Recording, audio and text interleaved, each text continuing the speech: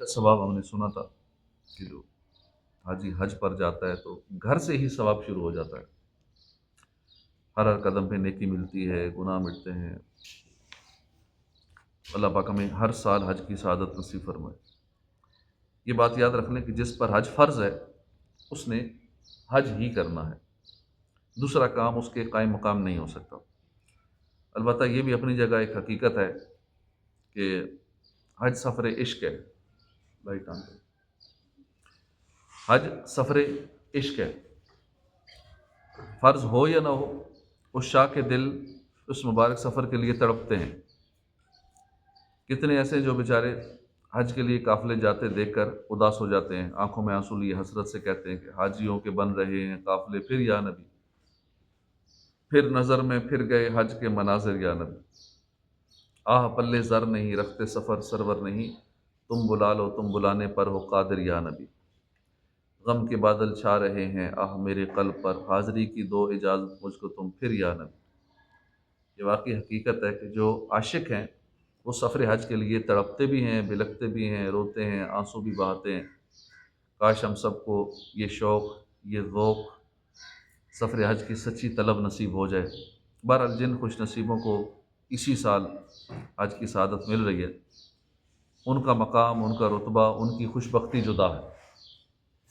البتہ وہ لوگ جو شوق حج رکھتے ہیں مگر جانے کی طاقت نہیں رکھتے، الحمدللہ ہمارے پیارے پیارے دین اسلام نے انہیں بھی محروم نہیں چھوڑا۔ پیارے آقا صلی اللہ علیہ وسلم نے ایسے بہت سارے اعمال بتائے ہیں کہ جنہیں اپنا کر ہم حج کا ثواب حاصل کر سکتے ہیں۔ حدیث پاک میں کہ صحابی رسول حضرت ابو درداء رضی اللہ عنہ فرماتے ہیں کہ ایک مرتبہ ہم نے برگاہ رسالت میں عرض کیا، یا رسول اللہ صلی اللہ علیہ وسلم، اہل ثروت یعنی اللہ نے جن کو مال و دولت کثرت سے دی ہے وہ ثواب کمانے میں ہم سے آگے گزر گئے ہیں، وہ کیسے؟ عرض کیا کہ وہ حج کرتے ہیں، ہم حج نہیں کر پاتے، وہ فلاں فلاں مالی عبادت کرتے ہیں، ہم چونکہ مال نہیں رکھتے تو ہم وہ نہیں کر پاتے مالی عبادت۔ یہ صحابہ کرام کا خوبصورت شوق دیکھیے، حاجی حج کے لیے جاتے ہیں، یہ مالی طاقت نہ ہونے کی وجہ سے نہیں جا پا رہے تو تڑپتے ہیں کہ یا رسول اللہ باقی جا رہے ہیں ہم نہیں جا پا رہے، ہم رہ گئے۔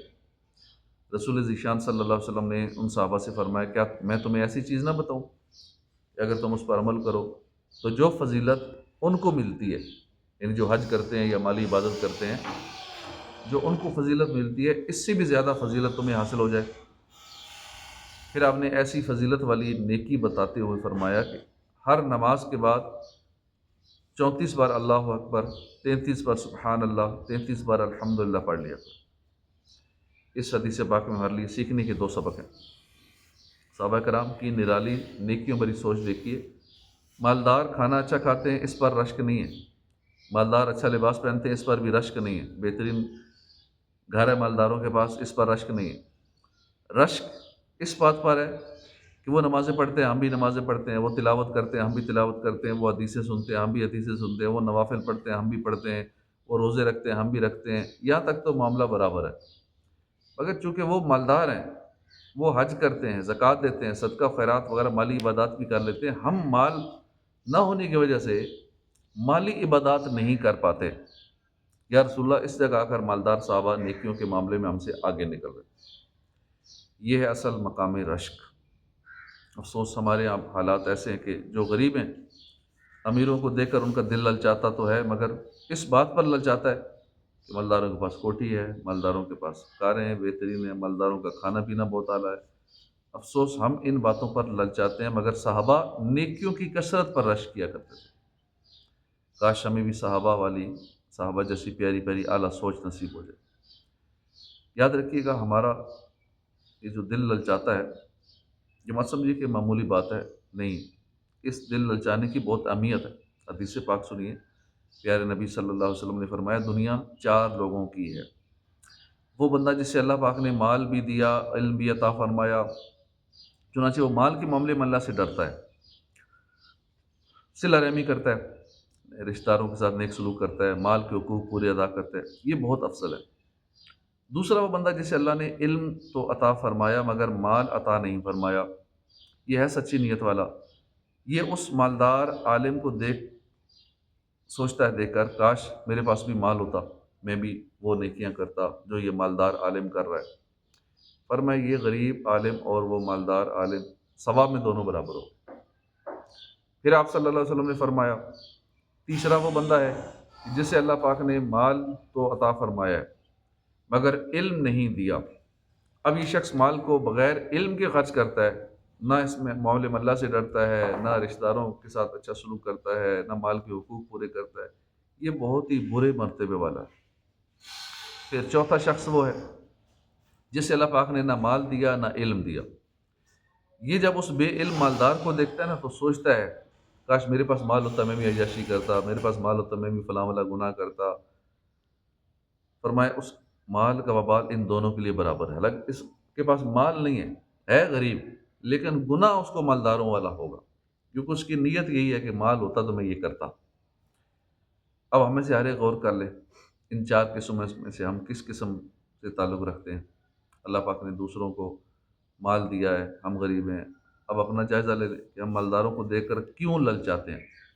اگر تو یہ صورت ہے کہ مالدار جب حج پر جاتے ہیں دل للچاتا ہے کاش میرے پاس بھی مال ہوتا میں بھی حج کر لیتا۔ مالدار صدقہ خیرات کرتے ہیں، ہمارا دل للچاتا ہے کہ کاش میرے پاس بھی مال ہوتا میں بھی صدقہ خیرات کرتا۔ اس صورت میں تو انشاءاللہ دل للچانا اچھا ثابت ہوگا۔ رب رحمان کی رحمت سے امید ہے کہ اس کی برکت سے، اس للچانے کی برکت سے ہمیں بھی حج اور صدقہ وغیرہ کا ثواب مل جائے گا۔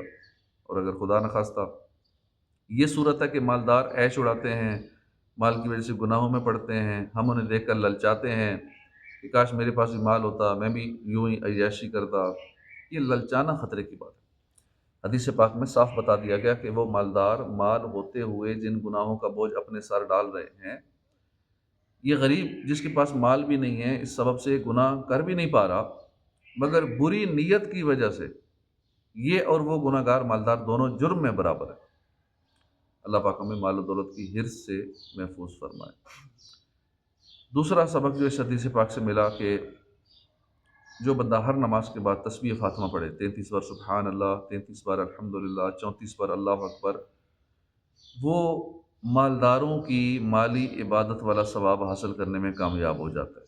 مثلا مالداروں والی عبادت ہے حج کرنا، زکوٰۃ وغیرہ دینا، تو ریگولر یہ پڑھنے والا مالداروں والی عبادت کا ثواب حاصل کر لیتا ہے۔ اللہ کا ذکر بہت ہی بلند رتبہ عبادت ہے، اس کے ذریعے بڑی بڑی نیکیوں کے برابر ثواب مل جاتا ہے۔ حضرت سہل بن معاذ اپنے والد صاحب سے روایت کرتے ہیں کہ ایک مرتبہ محفل نور سجی تھی، پیارے آقا تشریف فرماتے، صحابہ کرام بھی حاضر تھے۔ ایک صحابی بارگاہ رسالت میں حاضر ہوئے، عرض کیا یا رسول اللہ صلی اللہ علیہ وسلم، اللہ کی راہ میں جنگ کرنے والوں میں سب سے زیادہ عظمت والا کون ہے؟ پیارے آقا نے فرمایا اکثرہم للہ ذکرہ، یعنی جو اللہ کا ذکر کثرت سے کرتا ہے وہ زیادہ عظمت والا ہے۔ صحابی رسول نے دوسرا سوال کیا یا رسول اللہ روزہ داروں میں سب سے زیادہ عظمت والا کون ہے؟ مثلا 100 افراد ہیں، 100 کے 100 ہی روزے دار ہیں، ان میں سے زیادہ عظمت والا کون ہے؟ پیارے آقا نے فرمایا اکثرہم للہ ذکرہ، جو اللہ کا ذکر کثرت سے کرنے والا ہے وہ زیادہ عظمت والا ہے۔ حضرت سہل بن معاذ فرماتے ہیں وہ صحابی یوں ہی سوال کرتے گئے، مثلا یا رسول اللہ نمازیوں میں زیادہ عظمت والا کون ہے، زکوٰۃ دینے والوں میں زیادہ عظمت والا کون ہے، یوں ایک ایک عبادت کے بارے میں سوال کرتے گئے۔ پیارے آقا نے ان سب سوالوں کا جواب یہ ارشاد فرمایا اکثرہم للہ ذکرہ، جو اللہ کا ذکر کثرت سے کرتا ہے بہت زیادہ عظمت والا ہے۔ حضرت ابوبکر صدیق حاضر تھے، انہوں نے حضرت عمر فاروق رضی اللہ عنہ کو مخاطب کر کے کہا اے عمر، یوں تو ذکر اللہ کرنے والے ساری بلائیاں ہی لے گئے۔ پیارے آقا نے فرمایا اجل ہاں اے ابوبکر، بات ایسی ہے، جو ذکر اللہ کی کثرت کرتا ہے وہ ساری بلائیاں سمیٹ لیتا ہے۔ ہمیں کثرت سے اللہ کا ذکر کرتے رہنا چاہیے۔ حضرت ابو سلیمان دارانی فرماتے ہیں جنت میں خالی زمین ہے، جب بندہ ذکر اللہ کرتا ہے تو فرشتے اس جنتی زمین میں باغ لگانا شروع کر دیتے ہیں۔ ایک بار سبحان اللہ ایک درخت، دوسری بار سبحان اللہ دوسرا درخت، تو روز جنت میں بندہ کئی باغ لگوا سکتا ہے، بہت سارے درخت، 100 درخت لگانے ہیں، 1000 درخت لگانے ہیں، اسی حساب سے پھر روزانہ کا معمول بنا لیں کہ روز پھر 1000 درختوں والا باغ، 2000 درختوں والا باغ تیار ہو جائے گا۔ اور جب بندہ رک جاتا ہے فرشتے بھی رک جاتے ہیں، ویسے پودے لگاتے رہتے ہیں، درخت لگاتے رہتے ہیں، جیسی زبان رکی ادھر بھی رک جاتا ہے کام۔ کتنی اعلیٰ عبادت ہے ذکر کرنا، مگر غفلت، دل میں سوز نہیں، نیکیوں کی حرص نہ ہونے کے برابر ہے، فکر آخرت کی کمی ہے، فضولیات میں مصروف رہنے کی عادت ہے، دنیا کی محبت گویا دل میں گھر کر چکی ہے، ہر وقت بس دنیاوی سوچوں میں ہی مصروف رہتے ہیں، فضول باتیں سننے بولتے چلے جانے کی ایسی لت پڑی ہے کہ بس اللہ کی پناہ، غیبت، چغلی، جھوٹ، نہ جانے کیسے کیسے گناہ کی زبان ہم سے کرواتی رہتی، اور رہی صحیح کثر جو تھی وہ سوشل میڈیا نے نکال دی۔ تنہائی میں بیٹھنے کا موقع مل ہی جائے تو بس فوراً موبائل ہاتھ میں، فیس بک، یوٹیوب، ٹک ٹاک میں بزی ہو جاتے ہیں۔ کاش ہم نیکیوں کے حریص بن جائیں۔ اللہ کے آخری نبی صلی اللہ علیہ وسلم نے فرمایا جس نے صبح و شام 100 مرتبہ سبحان اللہ پڑھا تو وہ 100 حج کرنے والے کی طرح۔ کتنے آسان اعمال ہیں، حاجی حج کو جا رہے ہیں، انہیں حج مبارک ہو، ہم نہیں جا پا رہے، ہم کعبے کا طواف کرنے، مزدلفہ، منی، عرفات کی قیام کی برکتیں تو نہیں لوٹ پا رہے، ہمیں اس مبارک سفر کی سعادت تو میسر نہیں ہے، کم از کم ہم یہ تو کر ہی سکتے ہیں کہ روزانہ 100 مرتبہ سبحان اللہ پڑھ لیں، انشاءاللہ 100 حج کا ثواب مل جائے گا۔ ایک حج کے لیے لاکھوں لگا رہا ہے بندہ، حاجی 10 15 20 لاکھ ایک حج کے لیے لگا رہا ہے، اور وہاں جا کے اتنی تکلیفیں بھی اٹھا رہا ہے، مشقتیں اٹھا رہا ہے، گرمی ہے، تھکاوٹ ہے، بھوک پیاس ہے، اتنا کچھ کر کے پتہ نہیں پھر حج قبول ہونا ہو، کوئی پتہ نہیں، گھر بیٹھے کچھ 100 بار سبحان اللہ پڑھ لے، 100 حج کا ثواب، اللہ میں توفیق عطا فرمائے۔ حج کا ثواب دلانے والا دوسرا ایک نیک عمل ہے والدین کو پیار کی نگاہ سے دیکھنا۔ جب اولاد اپنے ماں باپ کی طرف رحمت کی نظر کرے تو اللہ پاک اس کے لیے ہر نظر کے بدلے حج مبرور یعنی مقبول حج کا ثواب لکھتا ہے۔ صحابہ نے عرض کیا کہ اگرچہ 100 مرتبہ دن میں نظر کرے، فرمایا نعم اللہ اکبر و اطیب، یعنی ہاں اللہ پاک سب سے بڑا ہے، سب سے زیادہ پاک ہے۔ اور فرمائی کتنا آسان عمل ہے، ویسی حدیث پاک تو ہم نے کئی بار سنی ہوگی، مگر اس پر عمل بھی کرتے ہیں یا نہیں اللہ پاک کی بہتر جانتے ہیں۔ اگر نہیں کرتے تو ذہن بنانا چاہیے آخر اس میں جاتا ہی کیا، مفت کا ثواب ہے، اور وہ بھی تھوڑا نہیں ہے، مقبول حج کا ثواب ہے۔ لہٰذا والدین ہماری جنت ہیں، صبح و شام دن رات جب دل کرے والدین کی پیار سے زیارت کر لیں۔ ہاں اتنا خیال رہے کہ جب والدین کی پیار سے زیارت کر رہے ہوں اس وقت اچھی نیت ضرور کر لیں، کہ مثلاً میں اس حدیث پہ عمل کر رہا ہوں کہ حج کا ثواب ملتا ہے والدین کی زیارت کرنے سے، یہ نیت کر کے زیارت کر لیجئے تو انشاءاللہ مقبول حج کا ثواب نصیب ہوگا۔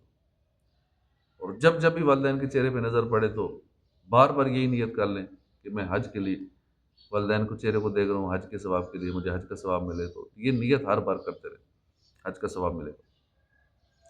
بڑے مشہور صحابی رسول حضرت ابو ہریرہ، آپ کا انداز بہت پیارا تھا، سفر پر جانے لگتے تو اپنی والدہ کے گھر حاضر ہوتے، دروازے پر رک جاتے، کہتے السلام علیکی یا امتہ و رحمۃ اللہ وبرکاتہ، یعنی امی جان آپ پر اللہ کی طرف سے سلامتی، رحمت اور برکتیں نازل ہوں۔ جواب میں آپ کی والدہ کہتی وعلیک السلام یا بنیا ورحمۃ اللہ وبرکاتہ، اے بیٹے تم پر بھی اللہ کی طرف سے سلامتی، رحمت اور برکتیں نازل ہوں۔ پھر حضرت ابو ہریرہ کہتے اللہ پاک آپ پر رحم فرمائے کہ آپ نے بچپن میں میری پرورش فرمائی۔ آپ کی والدہ جواب میں کہتی ہیں اللہ پاک تم پر بھی رحم فرمائے کہ جس طرح تم بڑھاپے میں میرا خیال رکھ رہے ہو۔ کیا ادا ہے، تصور کیجئے جب حضرت ابو ہریرہ یوں پیار بھرے انداز میں اپنی امی جان کا شکریہ ادا کرتے ہوں گے تو امی جان کو کتنا سکون ملتا ہو۔ لیکن ہمارے والدین کے ہم پر بہت احسانات ہیں، اتنے احسان ہیں کہ ہم ان کا بدلہ چکا ہی نہیں سکتے۔ ایک مرتبہ اعلیٰ حضرت رحمۃ اللہ علیہ سے سوال ہوا ماں باپ کے کتنے حقوق ہیں، یعنی پوچھنے والا یہ پوچھنا چاہ رہا ہوگا نا کہ حقوق کی گنتی بتا دی جائے تاکہ میں وہ گنتی پوری کر کے حقوق پورے کر لوں۔ سیدی اعلیٰ حضرت نے اس کا جو جواب دیا کمال تھا، آپ نے ایک جملے میں بات ہی ختم کر دی۔ فرمایا ماں باپ کا حق اتنا ہے کہ اگر وہ فوت ہو جائیں تو بیٹا اگر زندہ کر سکتا ہے تو ان کو زندہ کرے۔ کہنے کا مقصد یہ تھا کہ جس طرح مردے کو زندہ کرنا عام آدمی کے لیے ناممکن ہے، یوں ہی والدین کے حقوق پورے کر لینا، ان کی کوئی گنتی رکھنا، یہ بھی ناممکن ہے۔ اب اگر ہم ان کے احسانات اور اتنے حقوق کا خیال رکھتے ہوئے انہیں پیار سے دیکھیں، ان سے پیار سے بات کریں تو ہمارا کیا جاتا ہے؟ بلکہ جانا کیا ہے، رب کریم اپنی رحمت سے مقبول حج کا ثواب عطا فرماتا ہے۔ اس لیے عادت بنائیے، زیادہ نہیں تو کم از کم دن میں ایک مرتبہ حدیث پاک ذہن میں رکھ کر اچھی نیت کے ساتھ والدین کی پیار سے زیارت کرنے کی عادت بنا لیں۔ اللہ پاک عمل کی توفیق عطا فرمائے، آمین بجاہ نبی الامین صلی اللہ علیہ وآلہ وسلم۔